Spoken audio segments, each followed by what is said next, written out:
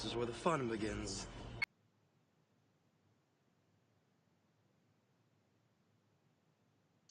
Hello, welcome to the council. We begin tonight's meeting of the council by calling the council to order. Hello to everyone and thanks for joining us. The council is a live Twitch talk show and podcast discussing Star Wars: The Old Republic. I'm Elise, and with me are my fellow council members, Bredna. Howdy doody. Magic Ace. Yo. And Sakari. Hey, everyone. And I'm here this week. Yay! Yes, you are. We have Welcome all back. together again. Yay. Yeah. And because I'm back, we're going to talk about Star Wars in E3. Excellent. Sweet. Because if just in case someone might not know this, you can catch us after our live broadcast pretty much anywhere recorded episodes are found, like our YouTube channel. It's really fabulous, and especially for the people who are, say, in a different time zone and can't really catch us, we got you covered. We also have us on Twitch. You can watch those lovely episodes, and on our Facebook page, which is facebook.com/thecouncilswotor.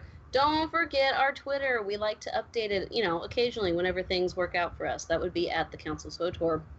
But wait, there's more. We have Patreon, patreon.com/thecouncilswotor, and I believe Sakari has something cooked up for us to be doing for our Patreon people so that they feel more special than the rest of you. So, Yes. we have that coming too. Not to make you guys feel bad, but it's there, just saying. Anyways.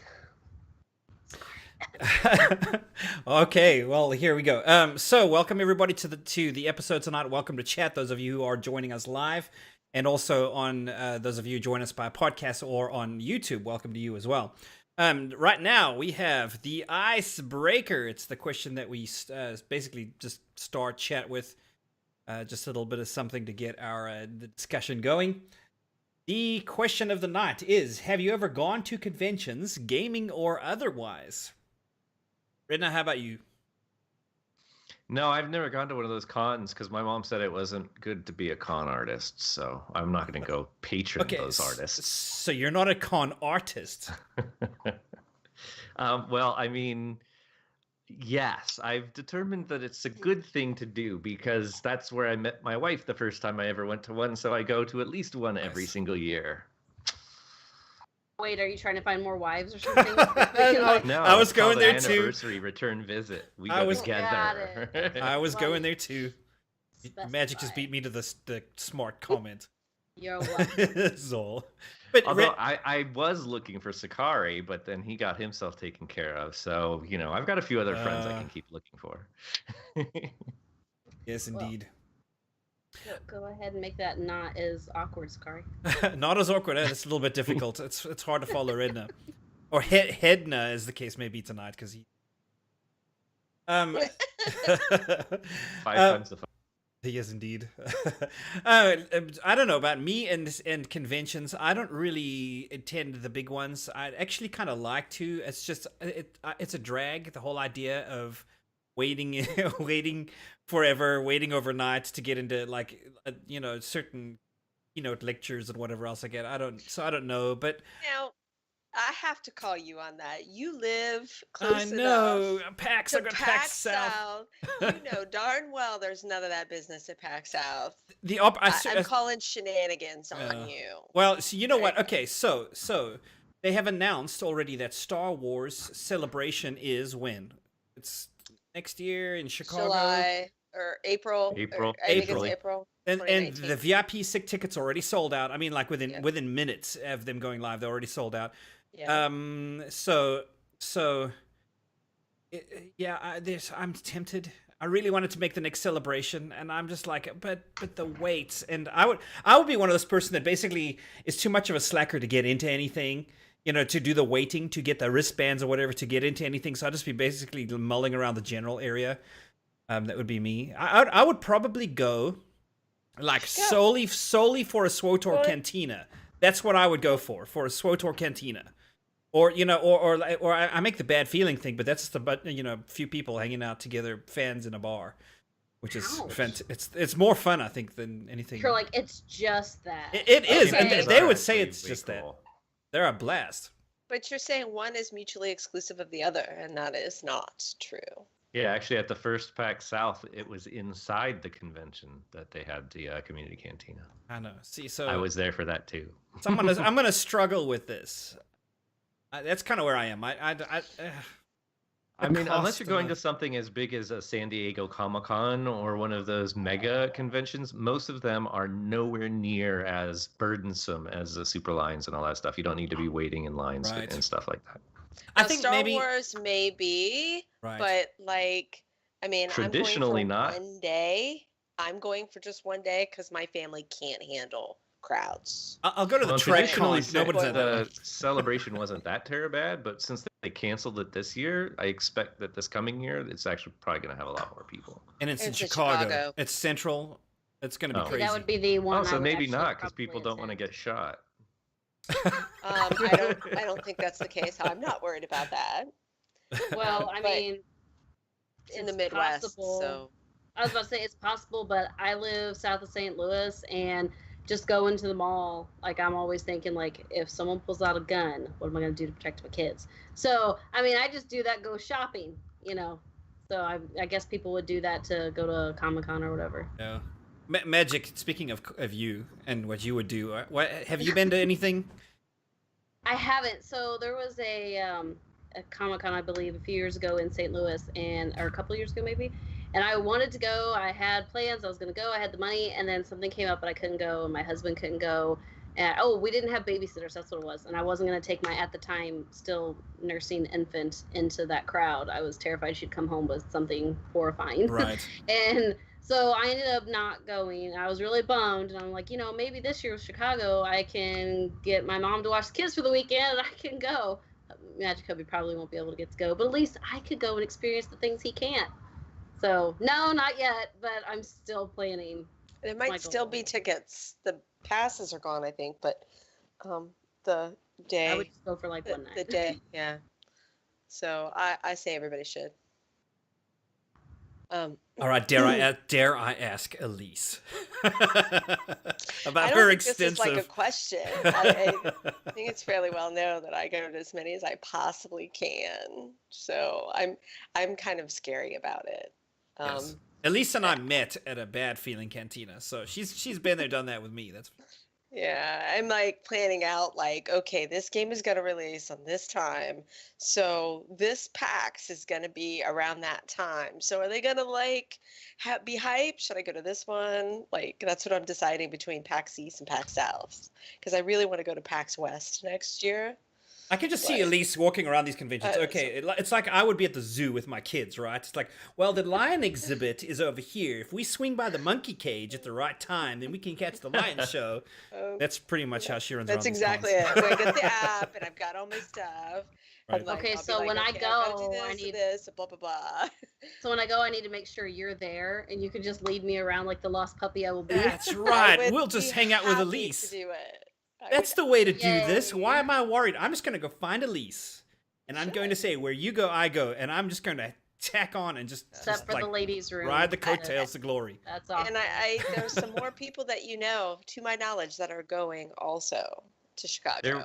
I can Yeah. assure you that there will always be people that you know, because you have enough connections that there are people. Even if you were to go to the New York Comic-Con, there would be people there that you knew.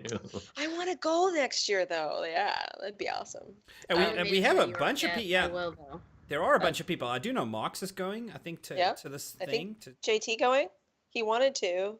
See, I have yet to go actually meet them face to face, and I've done all of this content production with them. It's like, why have we not met? I need to go catch them. I at was some going point. to meet them, but we got snowed out. Our meetup got canceled, so it didn't happen. There's another one.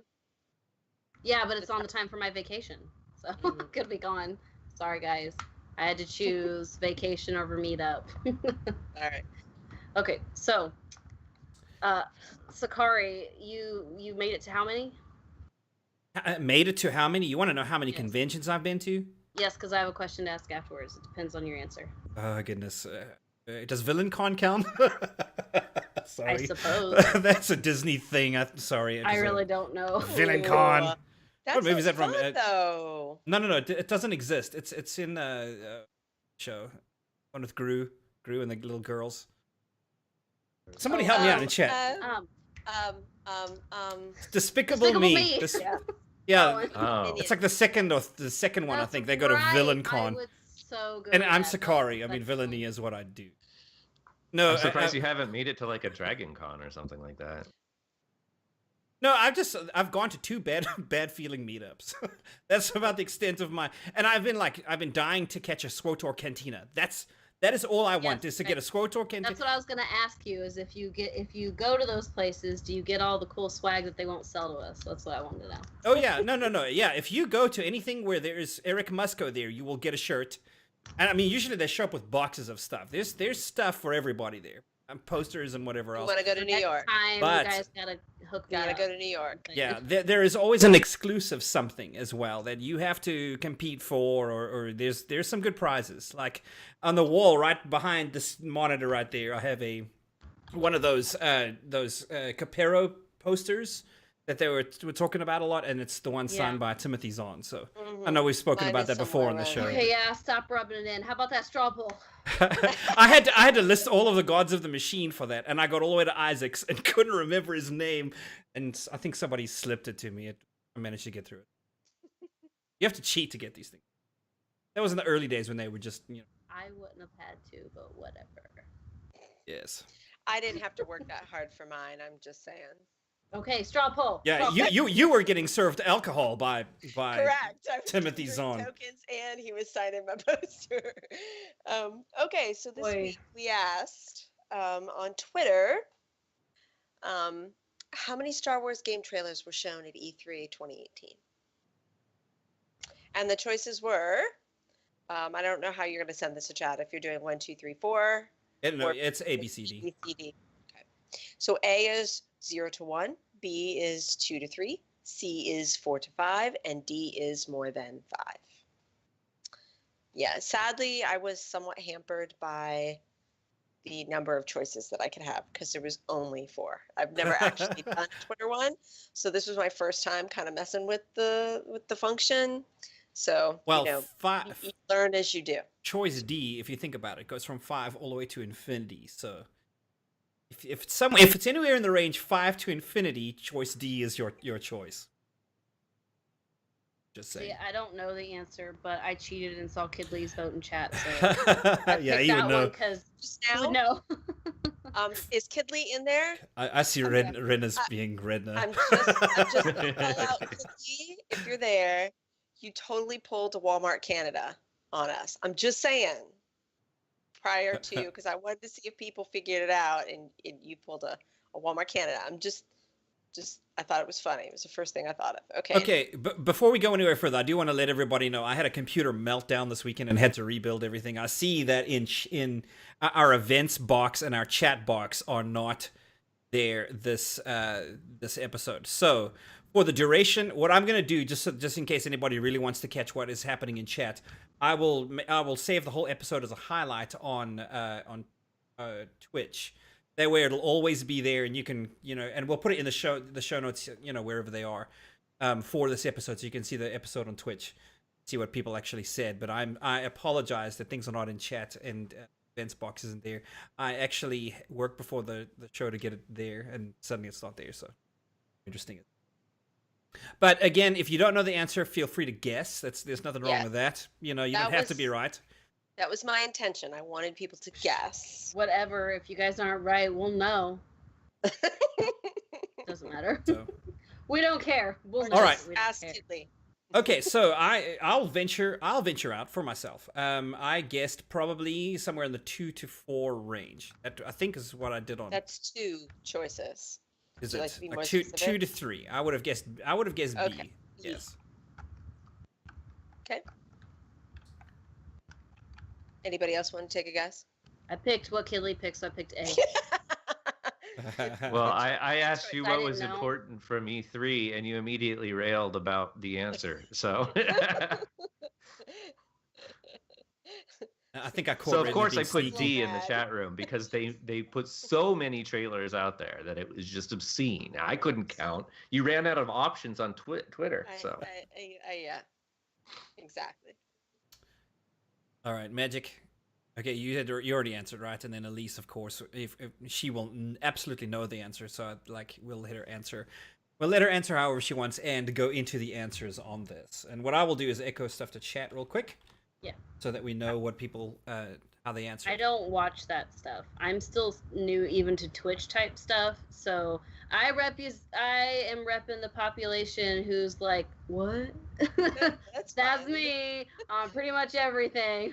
What? Elise and Sakari and Redna, they all chatting in our little chat. They're like, busy. 40 notifications. What are you people talking about? I get in there. I don't know. Don't worry, guys. I feel you. I know. I basically just watch chat. Represent everybody. So yeah, no kidding. You are the average person. Yeah. So I basically watch chat so that when there's something I can make a quip on, I do it, and that way I look like I know what I'm talking about, but I'm actually just like the stooge at the back of the class that's cheating off the person next to me. It's essentially my role.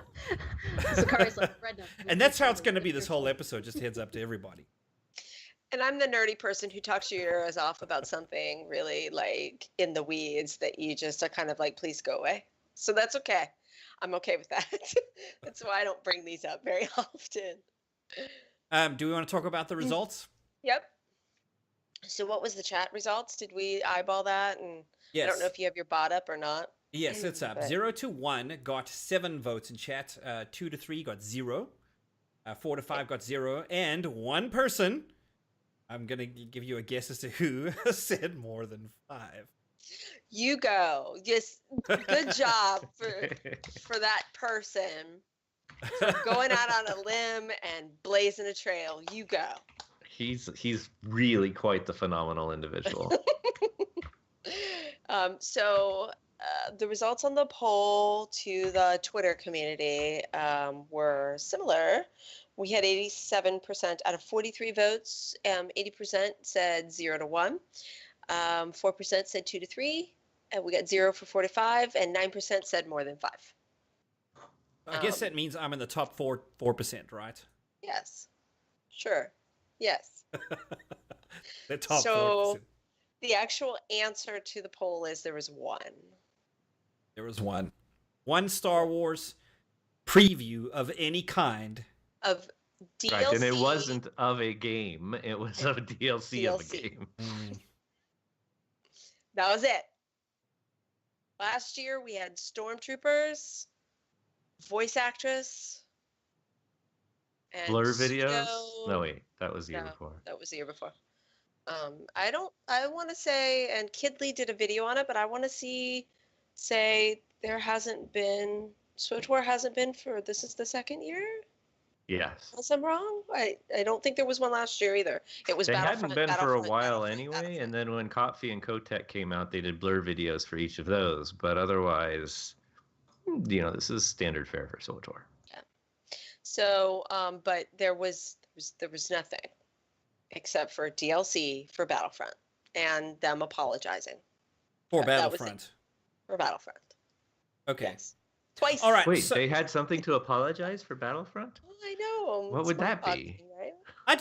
So while we're talking about that, let me just say that I think it's the worst idea in the world to apologize for anything as a kind of company. You deny. I don't know what you're talking about. This has been great. Everybody knows it's the press spin, but it's like, we don't know what the community's talking about.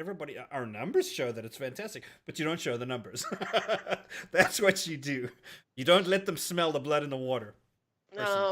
That seems to be true for lots of other things, but not for games. Well, they also have a fiduciary responsibility to give certain numbers, which were not good. True. Yeah, but that's a shareholder thing. So, okay, Exactly. so let's talk about what it was that they apologized for in Battlefront. Well, before we We did an episode on it. I know we did, but just for the people that haven't been paying attention or missed the episode. Because sometimes not everyone loves every single episode. I know. Crazy. I know. Who would have thought? So we're reviewing what Battlefront 2 did. Well, what did they mention? Progression was very much tied into microtransactions. So and we're sorry, we won't do it again. Really was the idea, right? Okay. Right. And Well, instead yeah, of I mean, it was pay to win was tied into microtransactions, which were loot boxes, which were randomly distributed. So it was like hundreds of dollars in order to gain a significant advantage. Correct. So if you really wanted to be competitive, people who threw down a lot of money would statistically have a better chance of being able to be more successful. The playing field was not level for everyone. So, and that is, I understand what you were saying, Sakari, but in the game world, everybody comes in believing that if they buy the product, that they should have equal, that everybody, the playing field should be level. Right. So that's the difference. Especially when you're spending $60. Like, yeah, honestly, it's because like Battlefield 2 was the most egregious violator of everything that people thought that there were some kind of standards for, depending on if you bought a game or had a free-to-play model or whatever. It was like the most blatant cash grab that anybody had seen, tied to a Star Wars IP that everybody wanted to be invested in anyway. I think if it hadn't been Star Wars, they probably would have gotten away with it. But that IP tied to it really just actually I think you should go in paying for it with the ability to be on a level playing field, but some people are just better than others. So I mean, like, you know, you're not always going to be equal, but you should have the opportunity if you're paid, if it's a one-time game, not like a sub game, but if it's a one-time purchase, it should be level for that purchase. That's why I'm like, So I tried playing Battlefront 2 just as an aside the other day, and was getting smoked constantly because I tried it for a bit and then kind of phased out of it. And every time I get shot down, it's by somebody that's equipped with 3 purple cards. They're huge because they've been playing for hours and hours and hours and hours. And here I am, you know, having phased out, and I've got maybe a couple blue card, but a couple of greens or whatever, and I'm not as strong. I think now, if they were going to do this, now would have been the time to phase it in. Start everybody in the same thing, let everybody earn it when they're all crazy, and then bring it in later on, the loot box, so people can, like me, actually can get competitive if we want to pay our way there. Nobody cares at that point because they're already stronger than me anyway, so who cares? It's not pay to win. It's pay to be equal. I would honestly say that that the time investment necessary to get back up to that skill level should be on par with the time investment necessary for you to get back into the groove of that game. It shouldn't be, you know, the 80 hours that it was 400 hours that they were saying just to unlock things. Yeah. I think that the violation isn't that you should be given some money, you know, be able to pay money to gain access. I think that they should actually design a game that allows you to play a reasonable amount of time in order to have the access you want. Right. Sadly, that's the balancing problem that games have, that you're always going to have someone who spends, like, only plays that game and puts all this time in. And when you put all that time in, a lot of times your skills do come up. Magic Ace, it's not like the issue wasn't, there's always going to be people who are better. No, it's like people. pay to get to the top. But this one you could jump by buying loot boxes, and if your RNG was really good, you could totally face roll people. And I'm fine with RNG on cosmetic stuff. Like, I'm fine with that, but if I'm a way better player than the kid who's got his mom's credit card and he can buy his way up above me, I don't want to play that game. That's how I feel about it. Like, me and the little tween over here, we should start out the same, and it shouldn't matter whose credit card is where. And there's also other things, like when you talk about like PvP and stuff, there's usually kind of the balance where you have people who just play to play, and then you have competitive. And a lot of times what they do is they make it so, like in Halo, everybody had the same gun or whatever. You only had like a selection of guns that you went into, and everything's kind of leveled. And so your skill is really what makes you win or lose against that, not your equipment. And then they separate out you by brackets. That becomes an issue. Yeah, everybody gets rated, so the higher rated people play against each other. The lower rated people, i.e. me, get to play against other lower rated people. Right. And we get to feel good about ourselves. That maybe we're competitive players. Right. That would have been good. To bring it back around to E3. So if you don't know what E3 is, it's the Electronic Entertainment Expo. Did you say that EA apologized for a second thing? No, I mean, like, they apologized just like right out the door about the loot boxes, and then one of the design directors for DICE came out and talked about what basically the mistakes that they made and what changes. Oh, so they apologized twice for the same thing. Yes. Okay. Like it's probably more of a lessons learned thing. Yeah. And the conference, their presentation itself was much like, I've heard multiple people agree that it was like earnings call. Like, that's how exciting it was. So. Well, and to be honest, I'm curious because to Sakari's point, actually, generally, if you just wait it out, you don't really need to apologize. Like, this is so much later in time and they're still feeling compelled. I imagine that's actually because they've seen some numbers that have borne out that they have significantly lost. Like, I know for myself, I haven't pre-ordered on EA.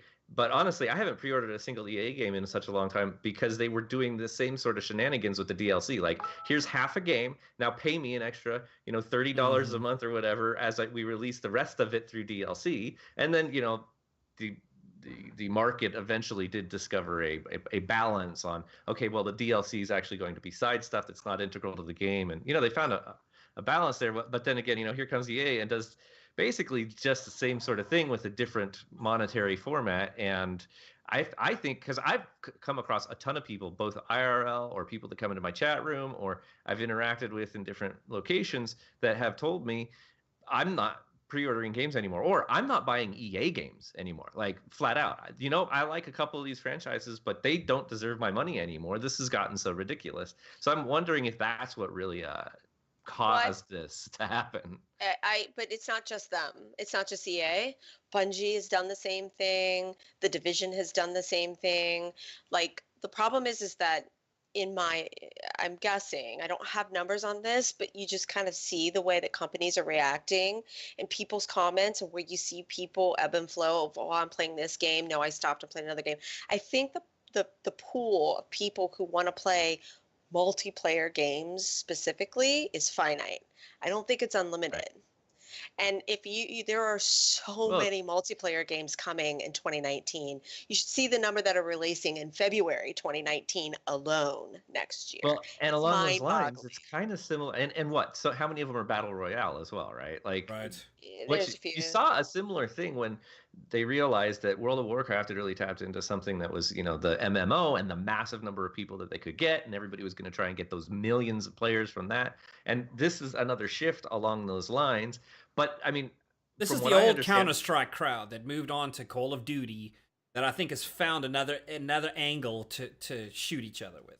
Well, we had MOBAs before we had the PUBG-inspired Battle Royale. But what's interesting is, from what I understand, if I'm right, Elise, at the same time as EA's sitting here making apologies for having been the worst offender, a lot of other games that were being announced or discussed were actively saying, and don't worry, we have nothing like a loot box involved. Yep. Like, everybody had something to say. We're not EA. We're not EA. Everybody, right.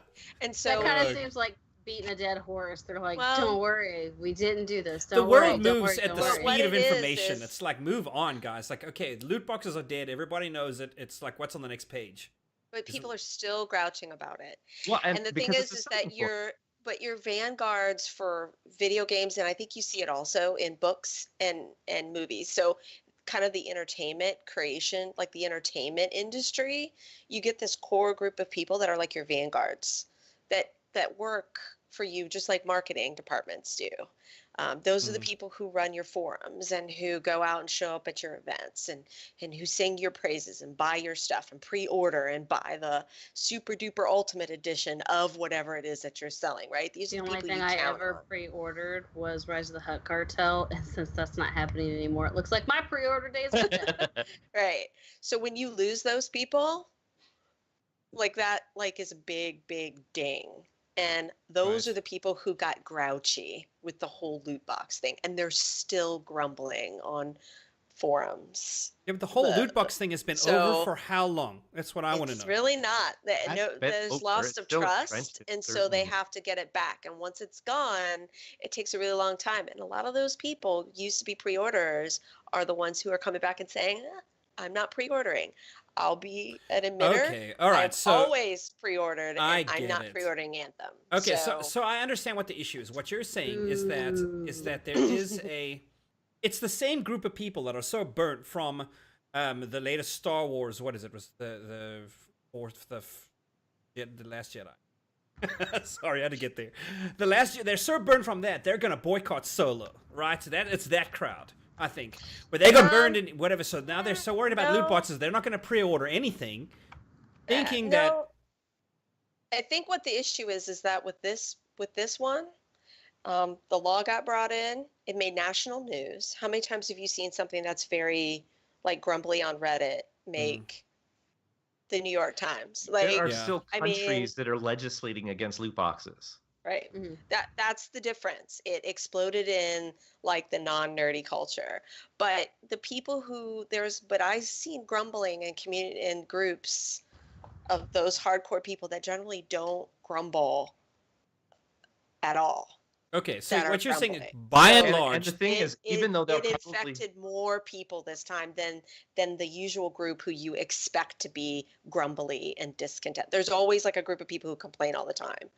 We got Right, people but this one complaining actually about loot affected people. boxes that don't usually complain. That is when a company has to damage control. Yeah, so This is the- remember our rule, the what 5, 10, or 5, 20, and 80, whatever. This 80, 20, and affected 5? the 80. Like there were people well outside the 20% that were also changing their buying habits. And I think that's a big point too, actually, at least that you make, which is that even if these are still people that are going to end up buying the game when it came out, like they still ended up getting Battlefront 2. Well, they decided not to pre-order. Like there are a lot fewer people pre-ordering nowadays, especially if they get a hint of that the game might be designed around the potential of a loot box integration. And they may still buy the game because they're super fans and they want to play the games, but they're not doing the pre-order. And that pre-order money is actually money that developers use to develop extra assets, to expand their production value, and that's money that they don't have anymore. And it's shareholders. And to recoup some of the costs in development. They take back to the shareholders to say the game was successful. The pre-orders are a huge part of that, like, and they also help to calculate projections. I bet. Here's based on pre-orders. Here's the equation. Yeah. Right, and this is what we're going to expect 6 months, a year, 2 years down the road. That's why they hate when people do the canceling of the pre-order. Yeah. Because they use that info. So that's the loot box stuff. So E3 is kind of come up, at least it's the big like press conference thing for game. PAX is more of kind of, you still get that press conference-y thing, but it's much more kind of looking behind the scenes.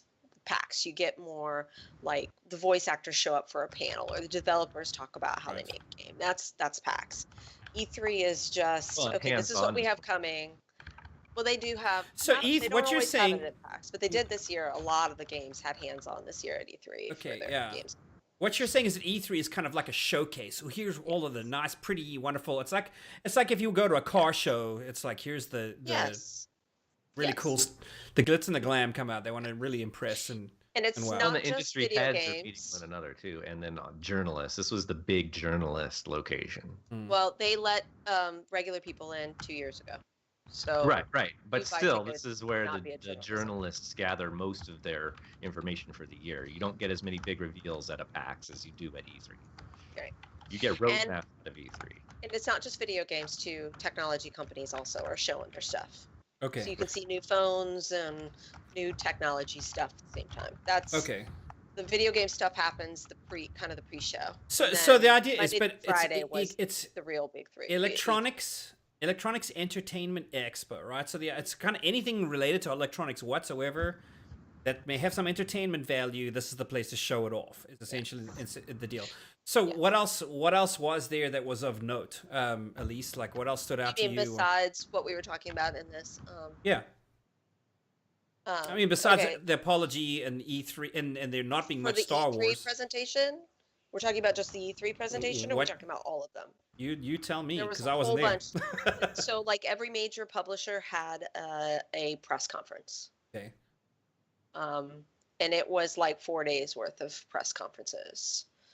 And some of the smaller ones, I think Tiny Build, which is an independent publisher, fairly small or medium size, had a press conference, and Devolver is also a smaller publisher. They had a press conference. PC Gamer hosted a press conference of PC games. And in general, you don't get a lot of crossover. Like you'll have a game that will show up at one. Microsoft had one, Sony had one, Bethesda had one, Ubisoft had one, EA had one. Nintendo had. So all of those companies. I guess you're watching certain things, right? And this company's like, "Ooh, here's what we've got for you," and this company's like, "Ooh, here's what we're developing, and this is really cool, and you should really play this." Let me ask you this: EA, compared to what else you saw, how did it stack up? Since EA is kind of our, so EA just bombed it. Like, is what you're telling us is like, and they bombed it because not just as EA, but also on behalf of Star Wars. Thank you very much. They bombed it. I mean, it's Thank you very much. it's like we're done. I mean, it's like I hate to put it in these terms because it's but it's kind of like a beauty pageant. Everybody tries to trot out their, best looking stuff and have their best presentation because journalists, it's almost Beauty like a competition for us. It is. And so people come out and give their scores. I give you a 4 out of 10. I give you a 5. I mean, like, they have to know that they're being judged against each other. I'm sorry, you ruined this year. All I can think of is like Kid Lee says geniality. The swimsuit competition was. I was thinking that too. Kid Lee in chat says only one press event was worse than EA. Only one. Really? So he ranks it second worst. Who was it? Yeah, I was going to ask the same question. I hope it was Square Enix because that was sad and pathetic. Well, and from what I hear, EA was actually so bad. So first off, they only had one thing for a piece of DLC for Star Wars, and they're the premier single contractor with Disney for all things PC console regarding Star Wars, and they're just flubbing it. Like, they're totally flubbing it. Star Wars used to be like the single IP that was a successful transition to the video game genre, and EA can't get it right. They're just bombing. I wonder if we have Star Wars fatigue, though, and I wonder if it's not. So let me ask you this question: It's put out 2 games, Battlefront 1 and Battlefront 2. That's not Star Wars fatigue in video. Well, hang on. We're also wider out. Zoom out. There is also. You can't zoom out when there's a neglect in the entire genre. Well, hang on. Episode 7, Episode 8. We've got Episode 9 coming. We've had Solo. We've had Rogue One, and where the people are Rebels. We're talking about Obi-Wan. There's this whole story there. Are we going to get into that? When is that coming? So I'm wondering maybe if it's not EA has bombed Star Wars, but dare I say it, maybe Star Wars is bombing EA because they have that connection and people are. I know, like I can't believe I'm saying that, but I just want to explore that idea that maybe people are fatigued about Star Wars. Dude, I mean, even if people are fatigued in the number of movies that they're getting or whatever, people don't get tired of Star Wars games or have never shown that. And there has been a massive flood with multiple studios putting out multiple games within the year, and everybody always tries out the Star Wars games. So frankly, I think the premise is false. When EA has been given a unique contract where they could do whatever they wanted with Star Wars, and they've released 2 games since that happened. And they were in the same genre. They were in the same franchise, for Pete's sake. EA is effing it up. And then on top of that, from what I understand, if it's supposed to be a beauty contest where you show the best of your coming games, from what I understand, and you can correct me if I'm wrong, Elise, but I read articles. I didn't watch any of it. From what I understand, Anthem, I saw a ton of headlines saying, man, I got my hands on Anthem and what we saw was trash, but what I got to play was actually a lot better than that. So they didn't even showcase Anthem well, from what I understand. Anthem let it off. They had a 3D thing to start the presentation for Anthem, and Anthem got a panel. So as I mentioned, Respawn Entertainment, which made Titanfall 1 and 2. Very good game, Titanfall 2, by the way, if you haven't ever played it. It was well received, for sure. Well, the campaign is great. I've seen grown man cry at the end of it. Seriously, it's good. I haven't played it yet. So it's very good. So they have this open world game. They freaking blocked this other company from buying Respawn. EA did, because they're making that Star Wars game. They have a contract, writer or whatever, that they can do that if somebody has working on a Star Wars game.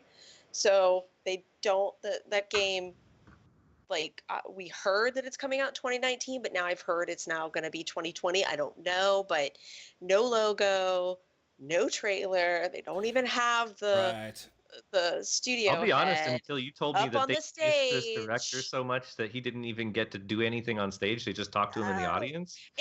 I didn't even know they had this game in the work. All I remember Yeah, was no that Visceral kidding. Games is Yeah, canceled. it's I the reason why felt they bought them. That EA bought them. Somebody was says, because of "Ooh, that. there's a new Star Wars game coming," and I'm like, "What?" Because I mean, hey, I'm not fatigued at all. I'm like, "What new Star Wars game? Right. What's the website?" And so I'm like, "Okay," I think Kidley or somebody had said somebody mentioned something about it. I click the link and I'm like, "What? It's just a subtitle? That's all we got?" I mean, that's all there is on the website. Jedi. It's Jedi Fallen Order. You are a Jedi. You will have a lightsaber. But that Okay. you know, Takes me place being the between video, episode 3 and yeah, and I would play me that. being a nerd, like I'm like, okay, but you're not even gonna bring Vince Zampella up on stage. Okay, for those of you who don't know anything, he was the founder of Infinity Ward. Does anybody know what game Infinity Ward made? Everybody knows the name, even if you're not a gamer. Sounds really familiar, but Call of Duty. They okay. created Call of Duty. I had He's Marvel like a in mind there, so legend sorry. in the video game worlds, and they don't even bring him up on stage. I mean, Right. I was like, what are you doing? And they had like a 2-minute conversation with him while they were sitting in the seats. I was like, and Ubisoft shows off a game that's not slated to come out for another 2 years.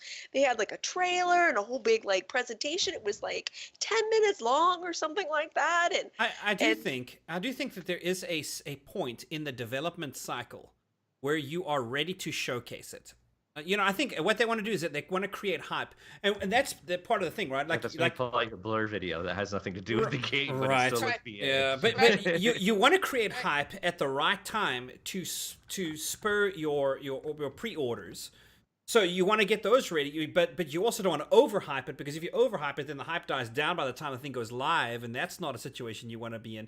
So timing is a big thing, I think, for one, and two is like if you also want to have enough developed so that when you do hype it, there is enough to keep the hype going. Like, that's one of my issues with Anthem. They were like, "Oh, here's a quick preview of this. It looked really good." And then we got nothing for I don't know how long after that. And so, yes, I think the problem is that EA is, or E3 is, when E3 is, and people are trying to make that with whatever they've got. And if it's like, this Fallen Order game, they've got nothing really to show, well, then it's just a release, but that's it. It's too early for I would give you that, Sakari, but the problem is that there are other studios that manage to do that better. And that's EA not how fails, that's not like, how E3 tends to work. Do they not have especially people for a who game watch that they're this giving stuff us a release to give date them for the feedback? end of next year, and they haven't shown anybody anything from it, and they're not even bringing a guy on stage. They spent 10 minutes, maybe. Kidley can correct me if I'm wrong, but 10 minutes on FIFA. 10 minutes, okay. So Well, they really did not. They spent okay. another like Soccer 10 game minutes or- Yes. playing Command and Yeah, it's the biggest game. Conquer Okay. Rivals, which is a mobile game with 2 esports people playing against each other on camera, like in the middle of the press conference. Like, Tell me playing what happened against about each other Visceral the whole Games match. game. Like, I'm like, why? And then we had to have like Madden, I think, and they brought on another esports guy who won some like championship or whatever. Had to talk to him for like 2 minutes. It just, they're trying so hard to get like the esports. Hey, we're in the esports. Woo woo woo. And then like the majority of the people who go watch E3, I don't really think are esports people. It's not why they go to like watching EAs. Like, we want a Battlefield, and I still Yeah. always think of like esports, the brand, from like when I was in middle school. So that's how much I actually care about this stuff. Esports, yeah. well, I don't care about esports either, Or to be quite frank with esports, I you. think is what it So was. Yeah. anyway, Well, maybe esports is hyped, and they're trying to pick up on some they are. train that doesn't actually really exist. It's like a vapor train. You Oh know no, what I'm saying? it's Ooh, huge. There's huge amounts of money in it. Sports teams are now buying esports teams, like owners American of NFL sports professional. teams. Yeah, yeah. They are buying. Blizzard bought MLG, Major League Gaming, which is I could just like the NFL. I can just And imagine the what they're draft, actually right? trying to do is build regional teams, like teams from actual regions, in order to try and get the fandom. Everyone's gonna get behind, smoked by you know, the Korea. teams from your area. And they're huge. Like they're Oh, huge goodness. in like Asia. Like you go and you see the stadiums that Yeah, they're exactly. in, and it's crazy. There's a ton of money in there. It just hasn't really been tapped on this side of the world. I had no idea that was a thing until last week. Magic Hubby showed me there's like an arena full of we have one here. Up there. Oh, yeah, I went to a League of Legends. Like League of Legends usually has one of its finals. Cheering. They've got like banners and stuff. And I was go to the Twitch homepage. Just go to twitch.tv and see what they're showing at the time. Usually, there's some kind of esports event going. Well, right. That's because Twitch has bought into it. I went to one in a packed stadium, and there is just as much screaming and cheering for teams and enthusiasm as you would get at a freaking, football game where there, people are when they do a cool move on their computer, they're like, oh my god, they did this, transition swap through just in time in order to save that person, and wow, they scored, blah blah blah blah. Like, it's just as crazy. It's and like they have it's announcers like and play callers too. So it's like soccer, you got the score and the crowd goes wild. Like, it really does get that energetic in those stadiums. Yeah, this bothers me because there's so much hype at the end of the day. That's really hype. Hype management is all. Right. It is true, and the irony to me is so many of the hardcore old school gamers that they love to, I'm a gamer, I don't watch sports. Are you kidding me? And yet they go do the exact same thing in a stadium for a video game. Like, oh, but I don't follow sport. Okay, but you're still doing the exact same thing. I don't follow the else play something. I don't follow the norm. I'm not like these normies, and then you push your glasses on your right rather than football and soccer. We practiced that a few times with Corey. I would cut EA some slack, but they got their lunch eaten multiple times by other studios doing it well. Sounds like there could be so many jokes made up of that, but let's move on. And bringing it back to true. Star Wars. Like Bethesda, threw down on EA. Ubisoft did it too, and no doubt. There's blood in the water, and they know there's blood in the water. Yeah. Oh, they have been all over since this Loot Crate, fiasco broke. Bethesda's been all over, capitalizing off of it. It's like, hey, you guys, we will, we will remain dedicated to telling stories. Yep. We will remain free of this loot box nonsense. We don't do any of that stuff. And they're coming into the MMO thing with Fallout 76. So, and that's coming out this year, not next year like Anthem. It's releasing this year. Assassin's Creed Odyssey is open world with romances, relationships. BioWare. They're trying to get up on BioWare's MO with their new game that's coming out, I think, this year. So, and BioWare's not bringing anything out this year. Like, this is BioWare's shtick, and people are basically pulling with that one. Yeah. And that was the other most popular phrase too, was choice matters. Everybody said that for their game, for whatever it is. So, So bringing this back to Star Wars generally, this is my general complaint, and I follow E3 enough that I actually follow people that tell me what I missed at E3. It's either through my tech podcasts or a few of my gamer podcasts. So I like to find out. I don't care enough to actually be watching it day to day. And to be perfectly frank, I'm just wondering, can we say finally, I don't know, to me, my takeaway is EA is just a terrible steward for the Star Wars brand, and it's time that Disney cancel this contract, or at least open it up and allow others to develop in the market. Right now, the only openness is within the mobile gaming market. Yeah, exclusivity is going to kill Star Wars gaming, I think, especially at this juncture right now. Right. They have three Star Wars games, remember, EA does. They have 2 in development, and then SWTOR. Yeah, but when they talk about the phone games, and then they have the phone game. Yeah, they have Galaxy of Heroes game. I have a division in my head of gaming, and I'm sure not everyone has this, but in my head I'm there's phone games, which I play when I'm waiting in a waiting room, or if I'm on the couch watching a movie with my kids and it's a cartoon I've seen 500 times. And then I've got games, and this is the stuff that I sit down and play because I want to play them. So whenever they say there's a Star Wars phone game, I'm like, I have Pac-Man on my phone too. That means nothing to me. That means nothing to me. That is not Star Wars game that I'm interested in. So when they say they have a Star Wars game, I'm like, can I sit down on my Xbox and play it? Or can I sit down on my computer and play it? Because if not, and I have to have an emulator and crap, then I'm like, I don't want it. I don't want it. Yeah, that's my issue. My issue with a lot of mobile gaming is that same issue. Is it seems so repetitive to me. It's like, okay, here's this angle of we fight those guys, and now the next fight is up, and now we fight those guys, and those guys change up, but it's like it's the same angle the whole time. Right. I'm just like, But let me just shoot in here real quick, just for a second.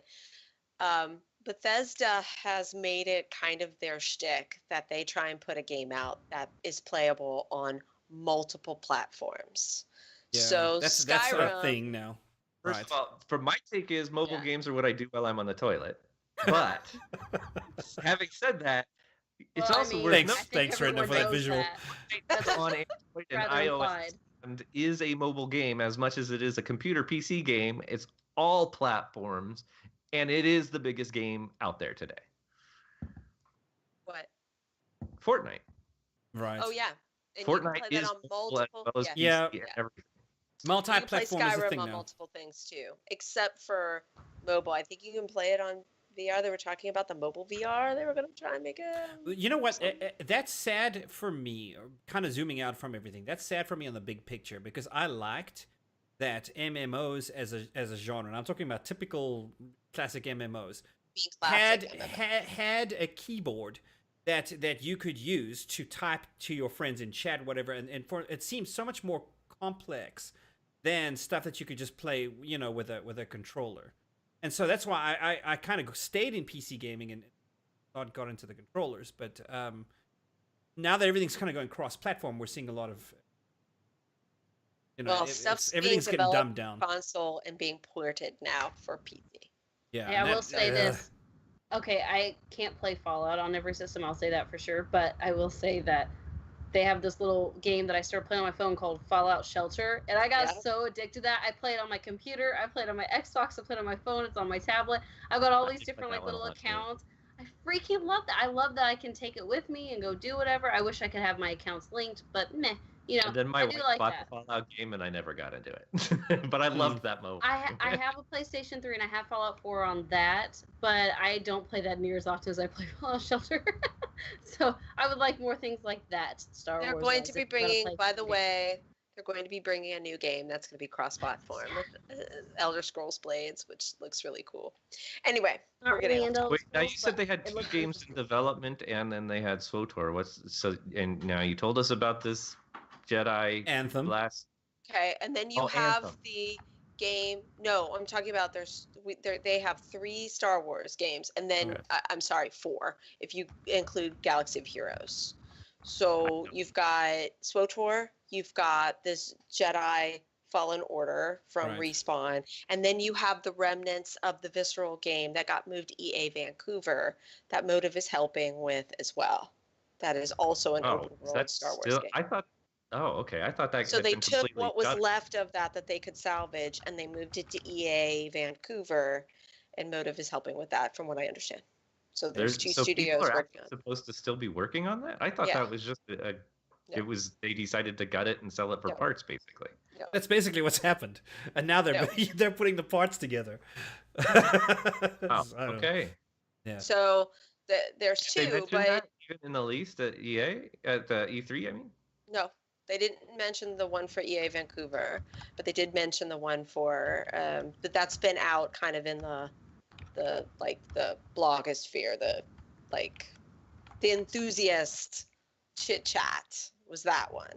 But the Respawn one was being worked on at the same time that they were working on that at Visceral, from what I understand. Mm-hmm. It's just that the Respawn one must be in a better state. So, and Respawn isn't falling apart so that EA has to close it, because they were an independent medium-sized studio before EA bought them. So a little bit different situation. The other studio was owned by EA, so a little bit different. So Elise, is there anything you want to say as we wrap the conversation up on this? Kind of last thoughts on this? What? Basically, I think in a nutshell, we need EA to pick it up, is what we're saying. Yeah. Dude, just give me games in different genres. Like what, we could do a real-time strategy game. We could have I'd love to. I guess this Jedi one is an RPG, but we need games. Otherwise, it might be an action else. Though it might be an action game, for all we know. Okay. It could also be an action adventure game, which would be cool too. I mean, it doesn't have to be an RPG. I was thinking about it. just as an God of aside, War, because you Star told me Wars, wouldn't that be cool? I mean, like, I would actually enjoy went that. and looked at the interview that they did with this dev regarding the game, and at first I was really turned off because it's like, oh, good, another story taking place about another Jedi that survived the purge between episodes 3 and 4. But then I thought about it, and they left it all unnamed. The one thing that they could do that would totally take me is if they actually run with what the base premise of this game, without giving the main character's name, is basically the origin story of Kanan Jarrus from the Rebels television series. A Padawan survives the Order 66 and is, running for his life because they're coming, they're trying to hunt anybody that survived. Like, I'd love to actually play through his origin story. That would be really cool if it came out something along those lines.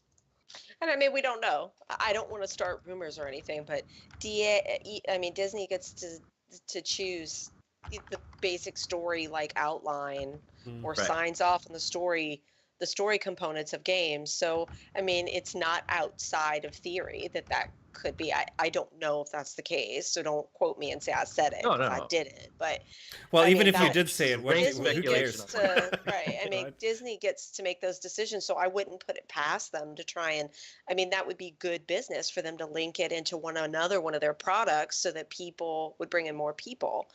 But I don't understand what EA is waiting for, and I really think it's hurting them.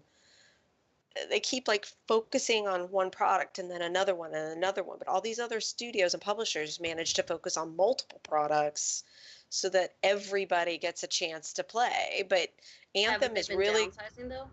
Like, didn't they fire a lot of people and close branches? Like that for BioWare. Yeah, there's only 2, Yeah. but that was that. But that that's was a take a hit on business decision. resources. But they made that decision. I expect Right. them to be smarter than that.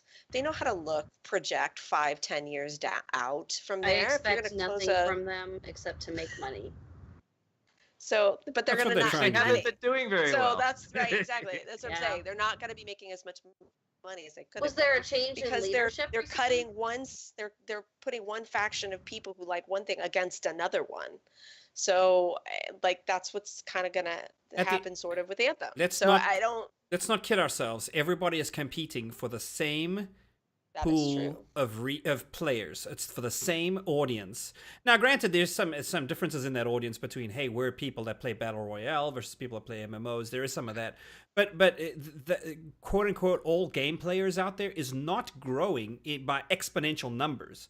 So that's why WoW being WoW when WoW was the perfect timing for that. And I think the same thing for games like Halo or games like PUBG. I still play Halo 5. Those are I formative play points, but I think unless you're blazing the trail and creating new genres, right now you're just copycatting someone else, and everyone's like, for instance, a new MMO that comes out is competing with all of the other MMOs that are out there right now for the MMO player group, and so you'd subdivide the pie to nothing, basically. Right, well, and while that's true, a lot of people look at the fact that World of Warcraft was not the first major MMO. They're just the ones that did it the best and got the most people. And PUBG's already been overtaken by Fortnite. So they're hoping, they want to be the one that's got the legs that can get the tens of millions, which is why Fortnite is actually tying it directly into the stupid phone, which is why Fortnite is already tying it into esports and has put up millions of dollars as a purse for their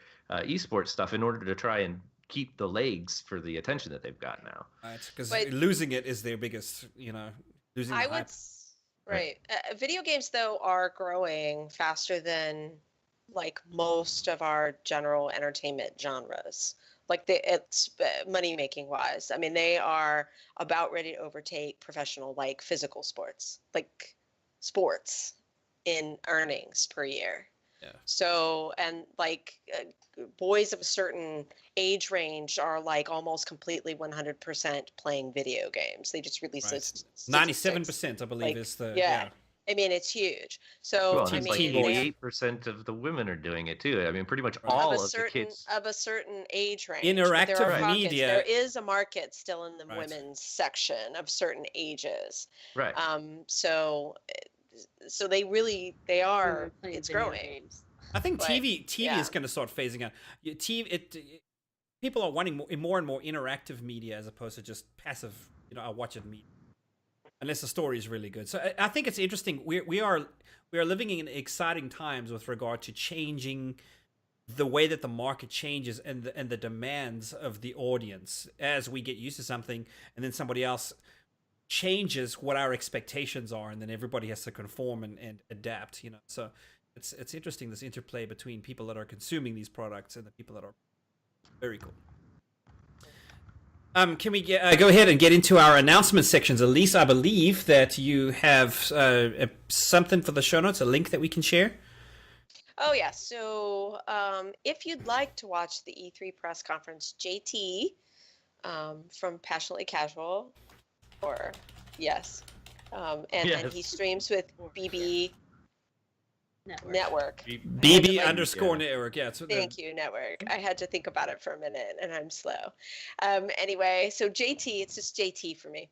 And Kidley and I all kind of, we covered the E3 press conference. We talked about what we were hoping at the beginning. We wrapped it up at the end, and we kind of did a Mystery Science 3000 kind of commentating through the show. So if you want to see that, go to Kidley's website, and I have the link in the show notes. Yes. Where you can see it. And then we did that for actually every press conference. I didn't get to meet the Sony one because I was actually at it. So so I couldn't participate in that one. And you could comment while you were there, I guess. They'd be mad at you, but hey, why not? I tried, but there was so many people with phones in there that I couldn't get anything out. I tried to live tweet it sort of, and it didn't work. Gotcha.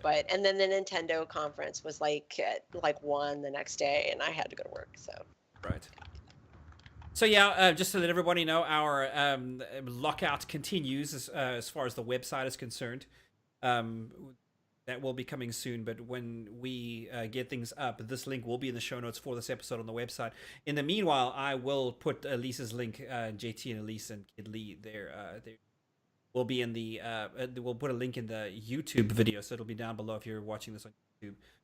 I wanted to make sure that everybody knows. Magic just put it in the chat room. Thank you, Magic. I do appreciate that. You're so welcome. Awesome. Make sure everybody knows Patreon is something that we're going to try to kick into high gear. So we were talking a little bit behind the scenes this last week, and what we've decided to do. It blows my mind how cool things are behind the scenes that you guys don't actually get to see. Elise is regularly here's an article that's is right about what we're talking about this week, and Red is here's an article, and I mean we're sharing resources constantly that just end up in chat. Articles, who does that? Who reads? But we we're looking at these articles, and then that helps us think of things, and I mean there's this big conversation going on behind the scenes. What we decided to do was allow our patrons to have access to that. So what we're going to do is, as these articles get shared, I'm going to copy them over to Patreon so you can see the articles, for instance, that we are discussing and thinking about. And another thing that we're going to do with our Patreon, and this is the cool announcement, is that I'm really excited about this. Usually we conclude the show right about now. We're a little bit long-winded tonight, but that's okay. But we conclude the show about now, and then once it's done, we have show number 2 that we just sit around on Skype, just talking about all kinds of things. A lot of times it's more about what we were talking about. So there's almost this whole hidden episode. All the stuff that we felt like we wanted to say that didn't get said eventually gets said after the episode.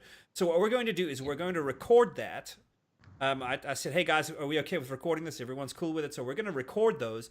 He was so bummed last week that we didn't record that. He's like, this was great content. Yes, it was. It was so. It was really Deep true. Star Wars lore, the lore that Sakari's been missing. Yes, it was Star Wars lore last week. So what we're going to do is record all that stuff. We'll publish it as private episodes that only our Patreon patrons will have access to. So there's some incentive if you guys want to join us on Patreon. You don't have to pitch in much. Everything will help us though. But definitely wanted to make it cooler for our patrons, give you something to say thank you, and we appreciate you guys. Speaking of overlays, they're not free. Oh, right. So, anyways. Thank you all for attending our excellent episode tonight, or day, depending on where you are in the world. But for us, it's evening. We appreciate all the feedback and stuff in chat. Look at all the excellent chatters we have. We are a chatty bunch. We appreciate it. We appreciate everyone who participates in our polls. And even though we have not been on Reddit the last 2 weeks, guys, gals, we still love you haters. You complete us. We love you. Thank you all for following us on Facebook, on Twitter, on Patreon, on YouTube. Thank you so much to the people who download our podcast. You guys are great. And gals, and whatever's in between, I don't know. But we hope that you have an excellent evening. Thank you so much for tuning in. And that brings us to the end of the episode. BG is getting fussy, so I'm going to say this quick. The council is adjourned. If you'd like to reach us, you can find Elise on Twitter at abrown35, Magic Ace at the Magic Ace. That's with the JK. Me at R3DN4 and Sakari at I am Sakari. Don't forget to follow us on social media. Also, don't forget our Patreon page at patreon.com/thecouncilswotor. That's it for this week, guys. Traveling through hyperspace ain't like dusting crops, farm boy. Have a great week. I understand. You are on this council, but we do not grant you the rank of master. What?